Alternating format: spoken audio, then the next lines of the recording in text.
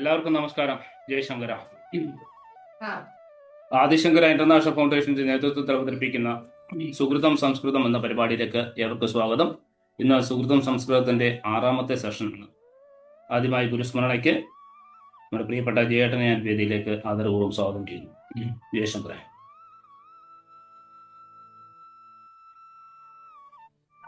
ജയശങ്കര ജയശങ്കര ഉണ്ട്. അജ്ഞാനാന്തർഗഹനപതിതൻ ആത്മവിദ്യോപദേശൈഃ ത്രാതും ലോകൻ ഭവതവശിഖാ താപപാവച്യമാനാൻ മുക്ത്വാ മൗനം വടവിടപിനോ മൂലതോ നിഷ്പതന്തി ശംഭോർമൂർത്തിശ്ചരതി ഭുവനേ ശങ്കരാചാര്യരൂപാം സദാശിവസമാരംഭാം ശങ്കരാചാര്യമധ്യമാം അസ്മദാചാര്യപര്യന്താം വന്ദേ ഗുരുപരമ്പരാം. ശങ്കരം ശങ്കരാചാര്യം കേശവം ബാദരായണം സൂത്രഭാഷ്യകൃതൗ വന്ദേ ഭഗവന്തൗ പുനഃ പുനഃ. ജയശങ്കര. വളരെ സന്തോഷം ചേട്ടാ. ഇന്നത്തെ ക്ലാസ്സിനായി നമ്മുടെ പ്രിയപ്പെട്ട ഉമ ടീച്ചറിനെ ഈ വേദിയിലേക്ക് ആദരപൂർവ്വം സ്വാഗതം ചെയ്തു. ജയശങ്കര. നമസ്തേ. പഠാമി സംസ്കൃതം നിത്യം വദാമി സംസ്കൃതം സദാ ധ്യായാമി സംസ്കൃതം സമ്യക് വന്ദേ സംസ്കൃതമാതരം. സർവേഭ്യോ നമോ നമഃ. അസ്മാകം കക്ഷ്യ പുരതഃ ഗച്ഛതി. നമ്മൾ ഓരോ ഘട്ടങ്ങളായിട്ട് 3 തരത്തില് സംഭാഷണം, പിന്നെ സംസ്കൃതത്തിലെ അടിസ്ഥാന കാര്യങ്ങള്, അതുപോലെ ഒരു ശ്ലോകം, ഇങ്ങനെ പോയിക്കൊണ്ടിരിക്കുകയാണ്. അപ്പോൾ നാമം ക്രിയ എന്നിങ്ങനെ 2 ഭാഗങ്ങളുണ്ട് എന്ന് പറഞ്ഞു. പദങ്ങളൊക്കെ ഇതിൽ രണ്ടിലും ഉൾപ്പെടുന്നതാണ്. ചില ക്രിയകളെ നമ്മൾ പരിചയപ്പെട്ടു, അതിന്റെ ബഹുവചനം. അതായത് ക്രിയകള് ഒരാള് ചെയ്യുന്ന സമയത്ത് അതിന്റെ ഏകവചനം എന്ന് പറയും. ഒരാള് ചെയ്യുന്ന സമയത്തും അതുപോലെ അത് ബഹുവചനമായിട്ട് മാറുമ്പോൾ ക്രിയകൾക്ക് വ്യത്യാസം ഉണ്ടാവുന്നുണ്ട്. ഇപ്പൊ ഗുരുഹു പാഠയതി, അത് ഗുരവഹ എന്ന് ബഹുവചനത്തിൽ വരുമ്പോ പാഠയന്തി. ശിഷ്യഃ പഠതി, ശിഷ്യാഃ പഠന്തി. ഇങ്ങനെ ക്രിയകളുടെ കാര്യം കഴിഞ്ഞ ക്ലാസ്സിൽ പറഞ്ഞു. ഇനി നമ്മൾ നാമപദങ്ങളിലേക്ക് പോകുമ്പോൾ അതിന്റെ ലിംഗം, വചനം, ഇതൊക്കെ നമ്മൾ പരിചയപ്പെട്ടു. 3 ലിംഗങ്ങൾ 3 വചനങ്ങൾ. ഇനി വിഭക്തികളാണ് അടുത്തത്. വിഭക്തികള് 7 വിഭക്തികളാണ്. അതിന്റെ പേരൊക്കെ നമ്മൾ പറഞ്ഞിരുന്നു. പ്രഥമ, ദ്വിതീയ, തൃതീയ, ചതുർത്ഥി, പഞ്ചമി, ഷഷ്ഠി, സപ്തമി. അതിനിടയിൽ ഒരാളുണ്ട്, സംബോധന പ്രഥമ. സംബോധന പ്രഥമ എന്ന് പറയുന്നത് ഒരാളെ സംബോധന ചെയ്യാൻ വേണ്ടിയിട്ട് ഉപയോഗിക്കുന്നതാണ്. അതിനെ പ്രധാനപ്പെട്ട വിഭക്തികളിൽ ഉൾപ്പെടുത്തില്ല.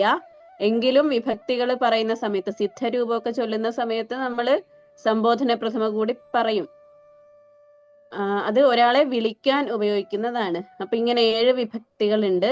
ഇതിൽ പ്രഥമ എന്ന് പറയുന്നത് നമ്മൾ ഒരാളെയോ ഒരു വസ്തുവിനെയോ പരാമർശിക്കുമ്പോൾ പറയുന്നത്. പൊതുവെ നമ്മൾ പറയുന്ന പദങ്ങളൊക്കെ പ്രഥമയിലായിരിക്കും. ഇപ്പൊ പുസ്തകം, ചിത്രം, ഗുരുഹു, ശിഷ്യഃ, ആഭരണം, ബാലഃ, വൃക്ഷഃ, പക്ഷിഹി, ആകാശം, നക്ഷത്രം. ഇങ്ങനെ ഒരു വസ്തുവിനെയോ അല്ലെങ്കിൽ വ്യക്തിയെയോ സൂചിപ്പിക്കാൻ ഉപയോഗിക്കുന്ന പദമാണ് പ്രഥമ. ഇപ്പോൾ ആകാശം എന്ന് പറഞ്ഞാൽ ആകാശം എന്ന് തന്നെ അർത്ഥം. വൃക്ഷഃ വൃക്ഷം, കൃഷ്ണഃ കൃഷ്ണൻ. ഇങ്ങനെ അതെന്നു പ്രഥമയ്ക്കർത്ഥം എന്ന് പറയും. ബാലപ്രബോധനം എന്നു പേരുള്ള ഒരു കൃതിയുണ്ട്. കൃതി മലയാളത്തിലാണ്. പക്ഷെ അതിന്റെ ഉദ്ദേശ്യം സംസ്കൃതത്തിന്റെ അടിസ്ഥാന കാര്യങ്ങൾ പഠിപ്പിക്കുക എന്നുള്ളതാണ്. അപ്പൊ അതിൽ പറയും അതെന്ന് പ്രഥമയ്ക്കർത്ഥം. അതായത് പ്രഥമ എന്ന് പറഞ്ഞാൽ അത് എന്ന് സൂചിപ്പിക്കാൻ വേണ്ടിയിട്ട്. പിന്നെ ദ്വിതീയ വിഭക്തി നമ്മൾ പറഞ്ഞു.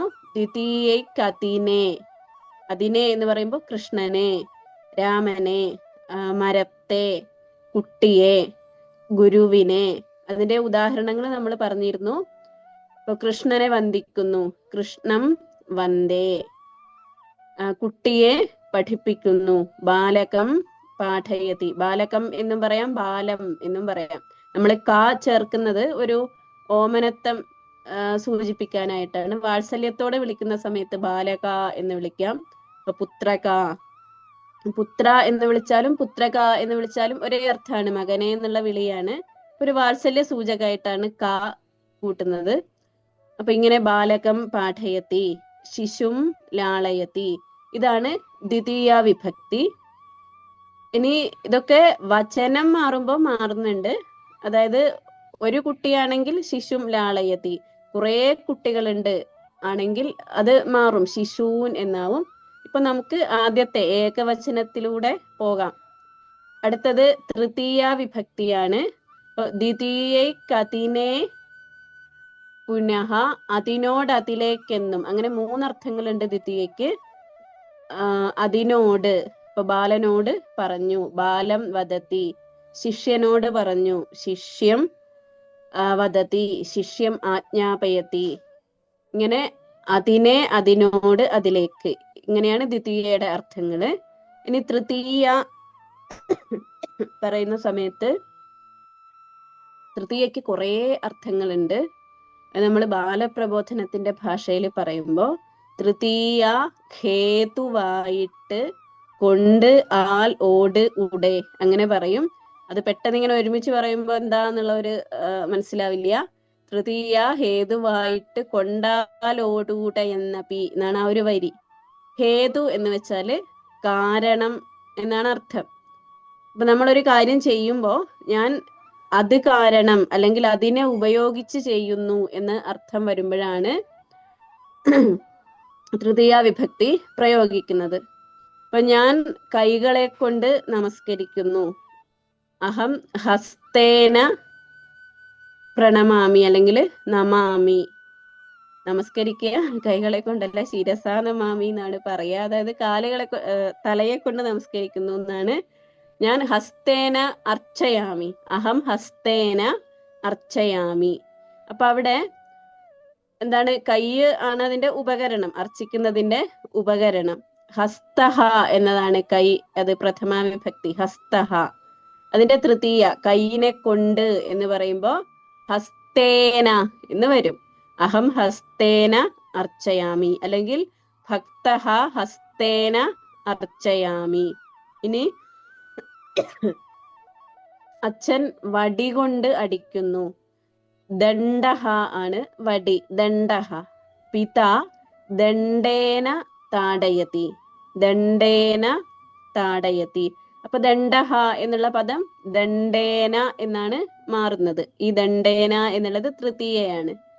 അപ്പൊ ഇവിടെയൊക്കെ ഈ ക്രിയ ചെയ്യാനുള്ള ഒരു കാരണം ആയിട്ട് അല്ലെങ്കിൽ അതിനെ കൊണ്ട് എന്നുള്ള അർത്ഥത്തിലാണ്. കാരണം എന്ന് പറഞ്ഞാൽ എന്താണ്, കരണം എന്ന് സംസ്കൃതത്തിൽ പറയും. അതിനെ കൊണ്ട്, അത് ഹേതുവായിട്ട് എന്നുള്ള അർത്ഥം. അതൊരു ഉപകരണമായിട്ട് എന്ന് മാത്രമേ അർത്ഥമുള്ളൂ. അല്ലാതെ അത് കാരണം എന്ന് വെച്ചാൽ ഈ അടിക്കുന്നതിന്റെ കാരണം അതാണ്, അങ്ങനെയല്ല. ആ ക്രിയ ചെയ്യാൻ സഹായിക്കുന്നത് എന്നുള്ള അർത്ഥം. ദണ്ഡേന താടയതി, ഹസ്തേന അർച്ചയാമി. ഈ തൃതീയ അധികവും നമ്മൾ ഈ കർമ്മണി പ്രയോഗത്തിലാണ് വരിക. കർമ്മണി പ്രയോഗം എന്ന് പറഞ്ഞാൽ സാധാരണ നമ്മള് ഈ ചെയ്യുന്ന ആൾക്ക് പ്രാധാന്യം കൊടുത്തുകൊണ്ടാണ് പറയുക. ഇപ്പോ ശ്രീരാമൻ രാവണനെ വധിച്ചു. അപ്പൊ അവിടെ ശ്രീരാമനാണ് പ്രാധാന്യം, ശ്രീരാമൻ രാവണനെ വധിച്ചു.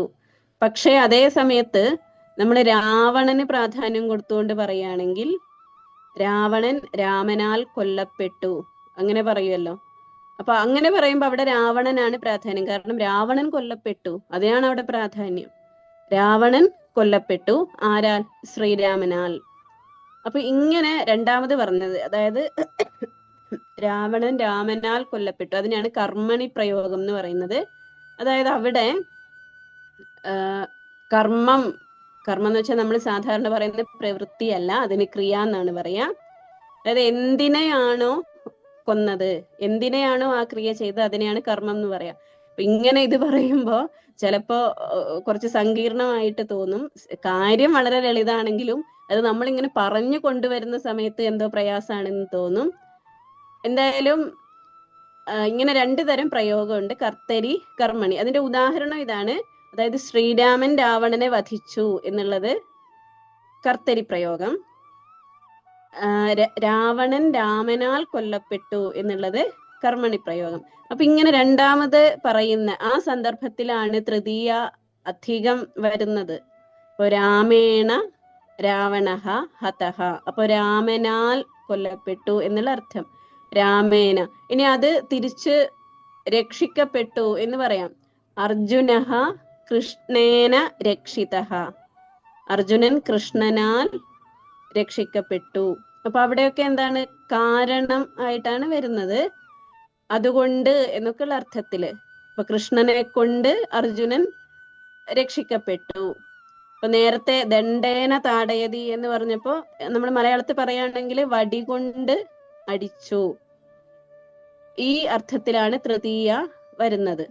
ദണ്ഡേന താടയതി, ഹസ്തേന അർച്ചയതി. ഇനി സ്ത്രീലിംഗത്തില് പറയുമ്പോ ലേഖന്യ. അപ്പൊ ലേഖനി എന്നാണെങ്കിൽ ലേഖന്യ എന്ന് വരും. ഗംഗ എന്നാണെങ്കിൽ ഗംഗയാ. ഗംഗയാ രക്ഷിതഃ, അല്ലെങ്കിൽ നൗകയാ എന്താണ് തരണം കൃതഃ. അതായത് നൗക എന്ന് വെച്ചാൽ തോണിയാണ്. അപ്പൊ അതിന്റെ സ്ത്രീലിംഗം നൗകയ. തൽക്കാലം നമുക്ക് സ്ത്രീലിംഗം മാറ്റി വെക്കാം. പുല്ലിംഗത്തില് ഈ കൃഷ്ണഃ കൃഷ്ണേന എന്ന് വരും. ദണ്ഡഃ ദണ്ഡേന, ശിലാഖണ്ഡഃ ശിലാഖണ്ഡേന, വിദ്യാലയഃ വിദ്യാലയേന. ഭാഗവതത്തിലാണെങ്കിലും നാരായണീയത്തിലാണെങ്കിലൊക്കെ കണ്ടിട്ടുണ്ടാവും കൃഷ്ണേന, കൃഷ്ണേന രക്ഷിതഃ, ഗംഗയാ പാലിതഃ, അല്ലെങ്കിൽ ദേവ്യാ പൂജിതഃ, ഭക്തേന പൂജിതഃ, ഭക്തനാൽ പൂജിക്കപ്പെട്ട, ഭക്തേന പൂജിതഃ.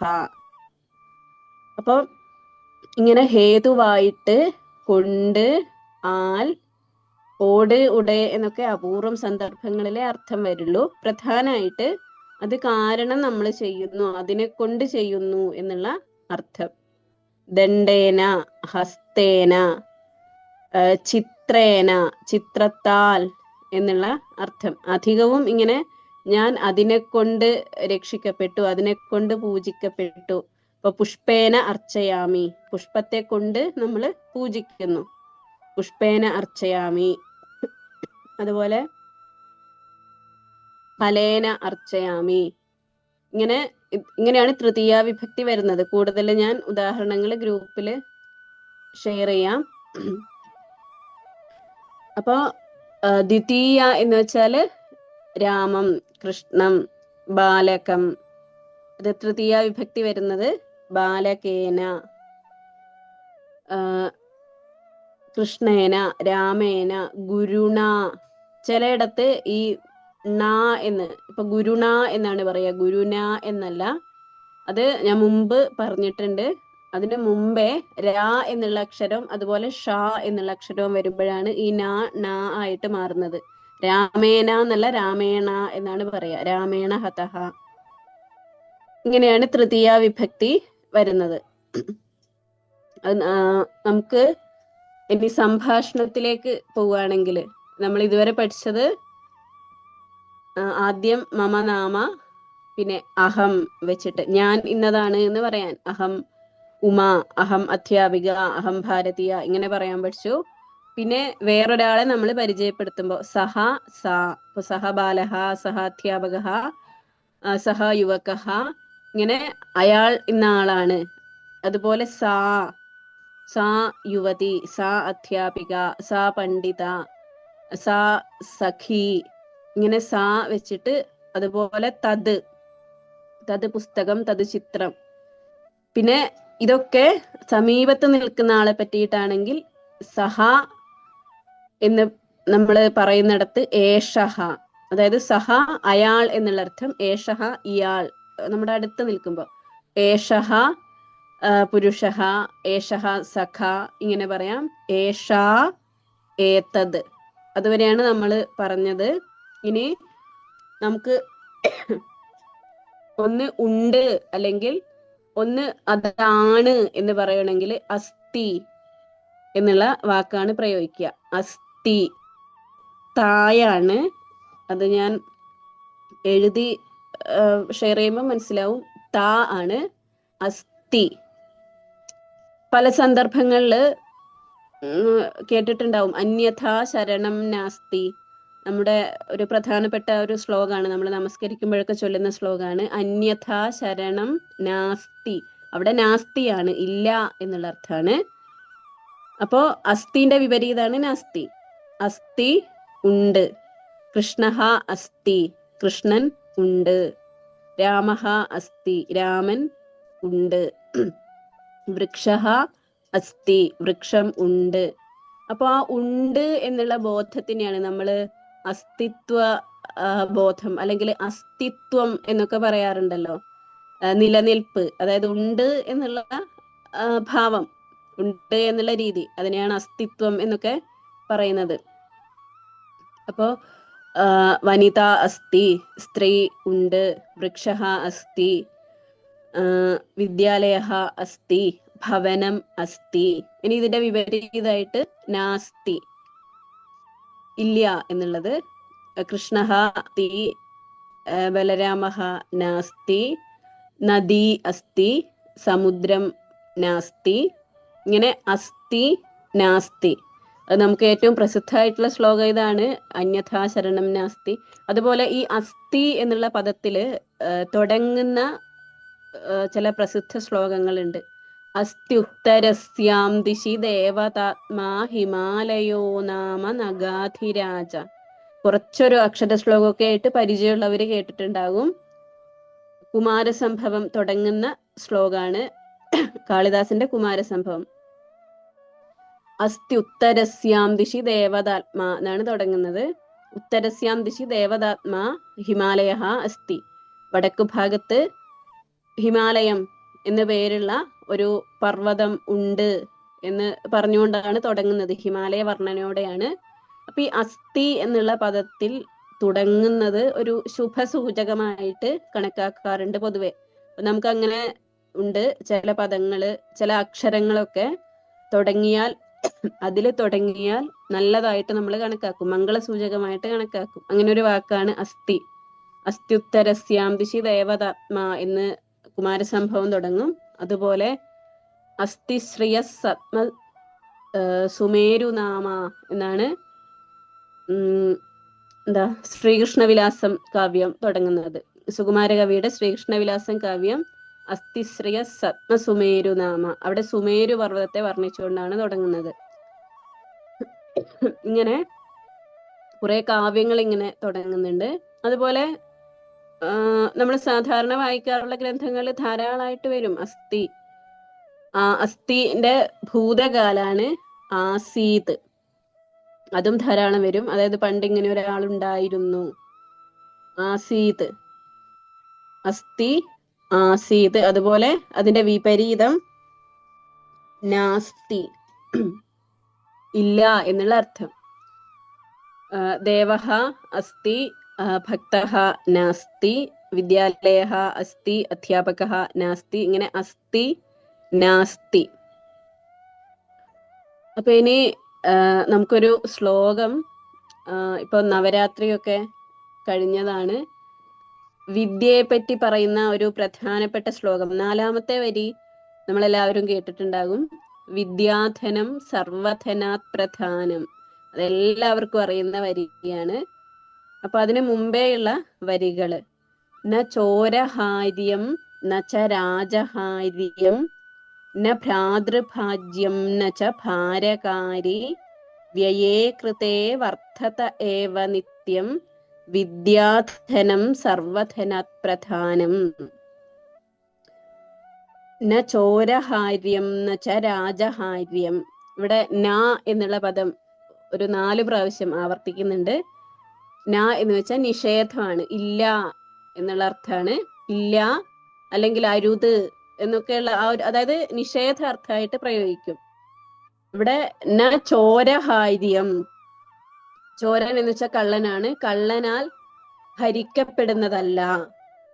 അപ്പൊ അവസാനത്തെ വരി നമ്മൾ ആദ്യം ശ്രദ്ധിക്കണം. വിദ്യാധനം സർവധനാത് പ്രധാനം എന്നാണ് പറയുന്നത്. വിദ്യയാകുന്ന ധനമാണ് എല്ലാ ധനങ്ങളിലും വെച്ചിട്ട് പ്രധാനം. അപ്പൊ ആ വിദ്യാധനത്തിന്റെ കാര്യമാണ് ആദ്യം മുതൽക്ക് പറയുന്നത്. അപ്പൊ ഈ പറയുന്ന കാര്യങ്ങളൊക്കെ അതിലേക്കാണ് നമ്മൾ ചേർക്കേണ്ടത്.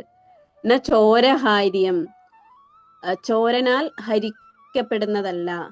അതുപോലെ ചോരൻ കള്ളൻ, കള്ളനാൽ എടുക്കപ്പെടാൻ കഴിയില്ല, മോഷ്ടിക്കപ്പെടാൻ കഴിയില്ല. ന ഭ്രാതൃഭാജ്യം, ഭ്രാത എന്ന് വെച്ചാൽ സഹോദരനാണ്. നമ്മൾ കഴിഞ്ഞ ക്ലാസ്സിൽ പറഞ്ഞു ഭ്രാതൃ ശബ്ദം, ഭ്രാത സഹോദരൻ, സഹോദരന് വിഭജിക്കപ്പെടേണ്ടതില്ല.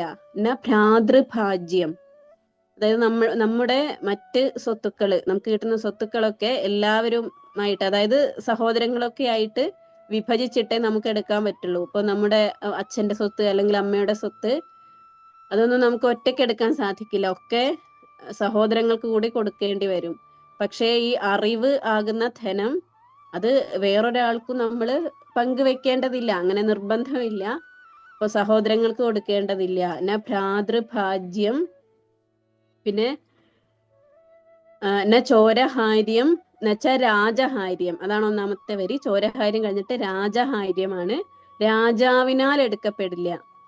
അതായത് കണ്ടമാനം സ്വത്ത് ഉണ്ടാവുന്ന സമയത്ത് അത് പണ്ട ആണെങ്കിൽ അതിന്റെ ഒരു ഭാഗം രാജാവിന് കൊടുക്കണം എന്നാണല്ലോ.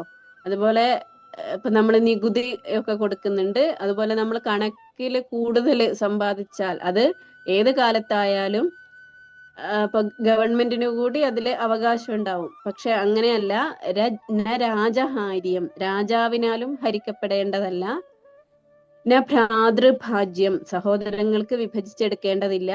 ന ഭാരകാരി, ഒരിക്കലും നമുക്കൊരു ഭാരമായി തീരുന്നില്ല ഈ ഒരു ധനം. അപ്പം മറ്റ് ധനങ്ങളൊക്കെ നമ്മൾ സംരക്ഷിക്കണം.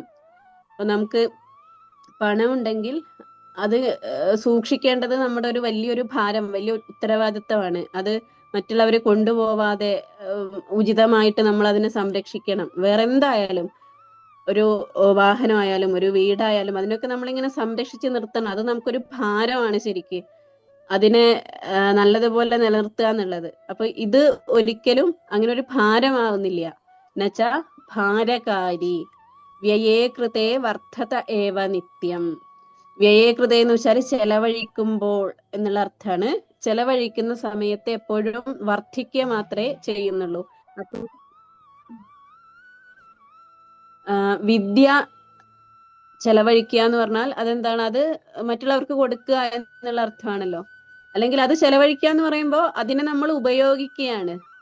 ഇപ്പൊ എനിക്കുള്ള അറിവിനെ ചെലവാക്കുക എന്ന് പറഞ്ഞാൽ ഞാനത് വേറൊരാൾക്ക് കൊടുക്കുക. പണം ചെലവാക്കുക എന്ന് പറഞ്ഞാൽ അങ്ങനെയാണല്ലോ, പണം നമ്മൾ ഉപയോഗിക്കുകയാണല്ലോ. അതുപോലെ ഈ അറിവ് ഉപയോഗിക്കുന്ന സമയത്ത് വർദ്ധത ഏവ നിത്യം, എപ്പോഴും വർദ്ധിക്കുക മാത്രമേ ചെയ്യുന്നുള്ളൂ. ഇപ്പോൾ പണമാണെങ്കിൽ അത് ഉപയോഗിക്കും തോറും കുറയും, വേറെ എന്താണെങ്കിലും ഉപയോഗിക്കുമ്പോൾ കുറയും. ഇത് വർദ്ധിക്കുക മാത്രമേ ചെയ്യുന്നുള്ളൂ. അതുകൊണ്ട് വിദ്യാധനം സർവധനാത് പ്രധാനം. വിദ്യാധനമാണ് എല്ലാ ധനങ്ങളിലും വെച്ചിട്ട് പ്രധാനം. ഒരു പക്ഷേ ഇത് നിങ്ങൾക്ക് പലർക്കും അറിയുന്ന ശ്ലോകം ആയിരിക്കും. ഇതിന്റെ മലയാളം ഉള്ളൂര് വിവർത്തനം ചെയ്തിട്ടുണ്ട്. കൊണ്ടുപോകില്ല ചോരന്മാർ കൊടുക്കുന്തോറും ഏറിടും എന്ന് പറഞ്ഞിട്ട് വിവർത്തനം ചെയ്തിട്ടുണ്ട്. അപ്പോ ചിലർക്കൊക്കെ ഈ അവസാന വരി മാത്രം അറിയുന്നവരുണ്ടാകും. ഇങ്ങനെയാണ് ആ വിദ്യയെ പറ്റിയുള്ള ശ്ലോകം. അപ്പൊ ഇതിന്റെ അനുബന്ധമായിട്ട് ഒന്നുകൂടി പറയാം.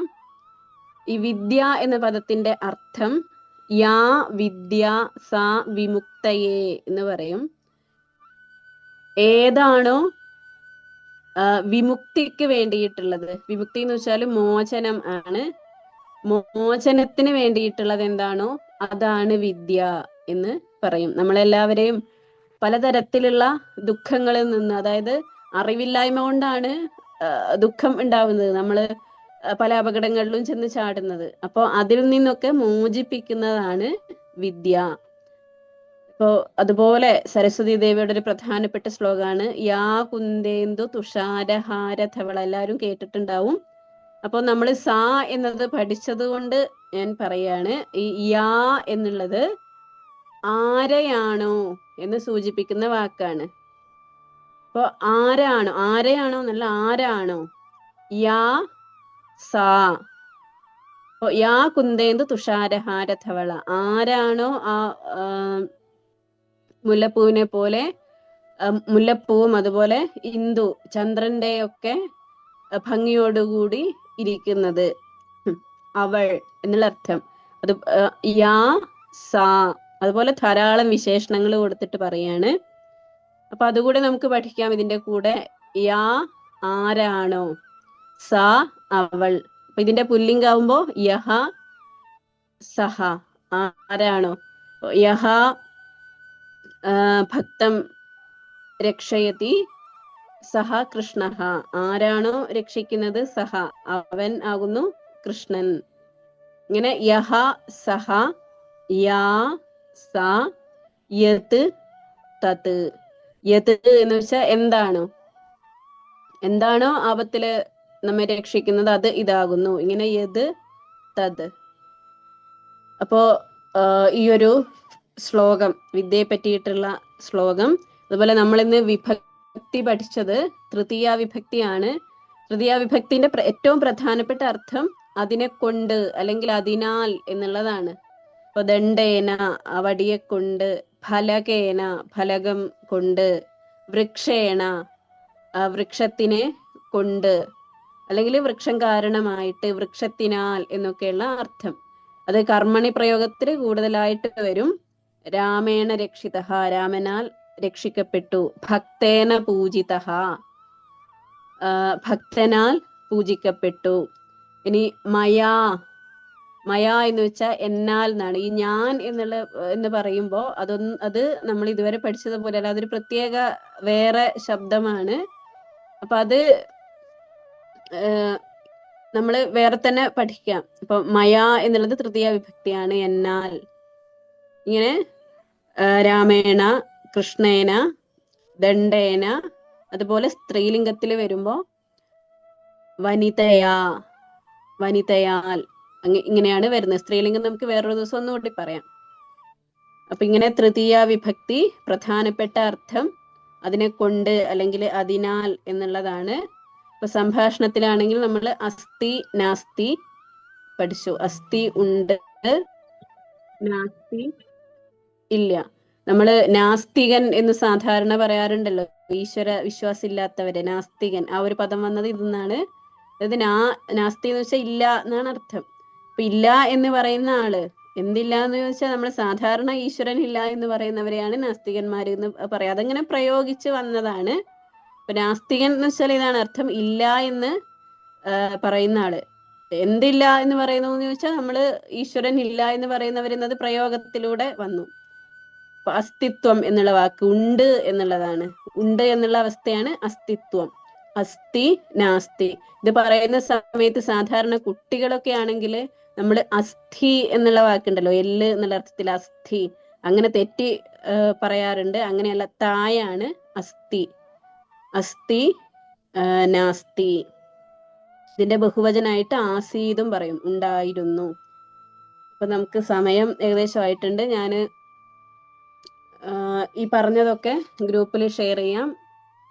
നമ്മൾ എന്തെങ്കിലും കാര്യങ്ങളൊക്കെ അതിൽ കൂടുതൽ ചോദിക്കുകയാണെങ്കിൽ അതിലെല്ലാവരും സജീവമാവും.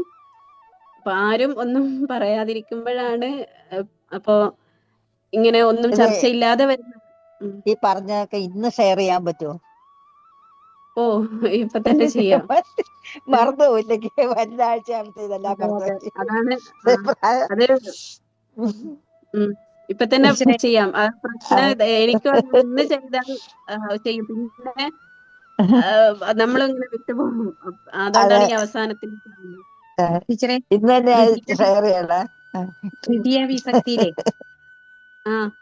ഇപ്പൊ പറഞ്ഞില്ലേ, ഹസ്തേന ദണ്ഡേന എന്നൊക്കെ പറഞ്ഞല്ലോ തൃതീയ വിഭക്തി. അപ്പം നമ്മളിപ്പൊ ആദ്യം പറഞ്ഞ ശിരസാ നമാമി, അപ്പൊ ശിരസേന എന്ന് പറയണ്ടായിരുന്നോ? അല്ല, അത് വേറൊരു പദാണ്. ശിരഹ എന്നുള്ളത് ഇതുപോലെ വരുന്നതല്ല.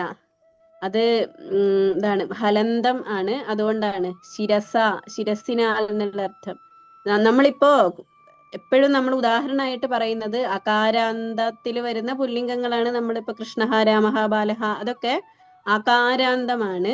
അതിനൊക്കെ ഇങ്ങനെയാണ് വരിക. കൃഷ്ണേന, ബാലേന. ഗുരുണ എന്നുള്ളത് മാറും, കാരണം ഗുരു എന്നുള്ളത് ഊയിൽ അവസാനിക്കുന്നതാണല്ലോ. അപ്പൊ നമ്മൾ പൊതുവെ ആദ്യം തുടങ്ങുക അകാരാന്തത്തിലാണ്. ശിരഹ അങ്ങനെ വരുന്ന വാക്കല്ല, അതുകൊണ്ടാണ് ശിരസ എന്ന് മാറി വരുന്നത്. അത് നമുക്ക് കുറച്ചും കൂടി അങ്ങോട്ട് പോകുമ്പം അതിലേക്ക് എത്താം. നമ്മള് കായേന വാച മനസേന്ദ്രിയർവ എന്നുള്ള ശ്ലോകം അതുണ്ടല്ലോ, അത് മുഴുവൻ തൃതീയ വിഭക്തിയാണ്. കായം അവിടെ ശരീരം കായേന, പക്ഷെ വാച എന്നുള്ളത് മാറുന്നു. വാക്ക് എന്നുള്ള ശബ്ദം അത് ഹലന്തം ആണ്, അതായത് വ്യഞ്ജനാക്ഷരത്തിൽ അവസാനിക്കുന്ന ഹലന്ത പദമാണ്. അപ്പൊ അതിന് വാച എന്ന് മാറി.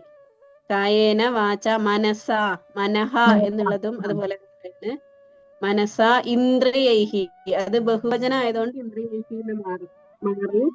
ഇതെല്ലാം തൃതീയാണെങ്കിലും എല്ലാം പറയുന്നത് വേറെ വേറെ ആണ്. നമ്മൾ അകാരാന്തത്തിലാണ് തുടങ്ങുന്നത്, അതുകൊണ്ടാണ് ഇങ്ങനെ പറയുന്നത്.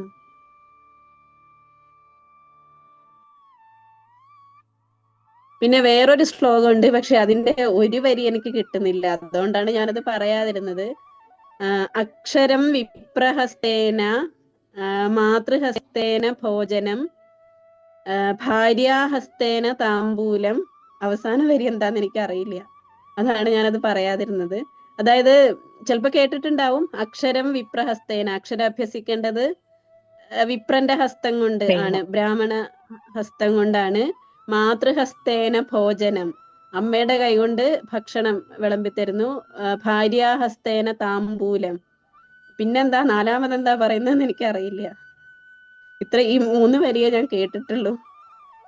ചിലപ്പോ അന്വേഷിച്ച കിട്ടുമായിരിക്കും, നോക്കാം. അതിൽ ഈ മാതൃഹസ്തേന ഭോജനം എന്നൊക്കെ ഉള്ളത് പൊതുവെ എല്ലാവരും ഇങ്ങനെ പ്രയോഗിക്കാറുണ്ട്. വിപ്രഹസ്തേന അക്ഷരം വിപ്രഹസ്തേന മാതൃഹസ്തേന ഭോജനം. അത് രണ്ടും എല്ലാരും പറയുന്നു. അവസാന വരി ഉണ്ടാവുമല്ലോ, നമുക്ക് നോക്കാം.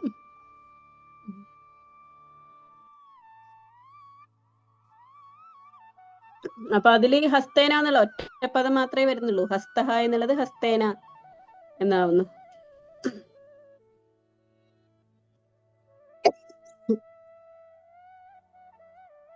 ആർക്കെങ്കിലും സംശയങ്ങളോ എന്തെങ്കിലും ഉണ്ടെങ്കിൽ ചോദിക്കാവുന്നതാണ്. ആരും സംശയങ്ങളുമായിട്ട് മുന്നോട്ട് വരുന്നില്ലെങ്കിൽ നമുക്ക് ഇന്നത്തെ ക്ലാസ് ഇവിടെ പരിസമാപിക്കാം. എന്തായാലും ഇന്നത്തെ ഈ സംസ്കൃത ക്ലാസ് നമുക്ക് വേണ്ടി എടുത്തു തന്ന ടീച്ചർക്ക് നമ്മുടെ അഗൈതവുമായ നന്ദി അറിയിക്കുന്നു. ഒപ്പം ഇതിൽ പങ്കെടുത്ത എല്ലാവർക്കും അദ്ദേഹത്തിന്റെ ഭാഷയിൽ തന്നെ നന്ദി അറിയിക്കട്ടെ. ജയശങ്കര. ജയശങ്കര. ജയശങ്കര. ജയശങ്കര.